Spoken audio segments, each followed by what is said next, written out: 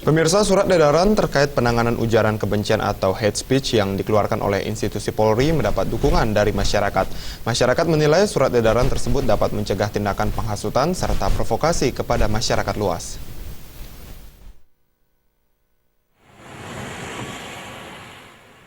Tindakan provokasi, penghasutan, pencemaran nama baik, penghinaan, dan penistaan yang masuk dalam tindakan hate speech dinilai perlu diberlakukan agar orang yang melakukan tindakan tersebut dapat dijerat oleh hukum.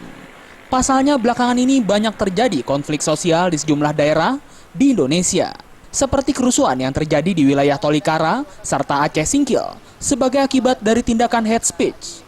Oleh karena itu masyarakat mendukung surat edaran tersebut untuk dapat menghukum seseorang yang melakukan tindakan hate speech, termasuk melakukan penghinaan kepada Presiden Republik Indonesia yang belakangan menjadi korban hate speech. Terkait munculnya kabar foto rekayasa pertemuan antara Presiden Jokowi dengan suku anak dalam yang diunggah melalui media sosial. Dalam foto tersebut seolah menunjukkan dua peristiwa ketika Presiden Jokowi berdialog dengan suku anak dalam. Dalam satu foto, warga suku anak dalam tersebut mengenakan pakaian lengkap dan tertutup. Sementara foto yang sama, warga tersebut hanya mengenakan penutup celana seadanya. Meski foto tersebut beredar luas di dunia maya, namun pihak istana menyatakan tak akan membawa masalah tersebut ke jalur hukum. Ya setuju Pak, itu kan udah pencemaran nama baik namanya Pak. Oke. Selama dia menghina sih nggak ada yang boleh ngelarang. Nggak dilarang. Ya. Jadi setuju aja nih atas surat Iya lah, yang namanya menghina presiden mah dilarang lah. Mau gimana jeleknya dia, emang dia jelek.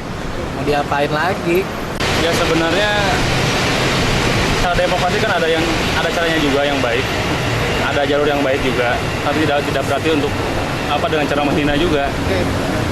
Meskipun ada kritik dan yang lainnya harus disalurkan dengan pada jalur yang tepat, tidak mesti dengan menghina. Jadi setuju apa yang dilakukan oleh Polri? Setuju. Dari Jakarta, Muhammad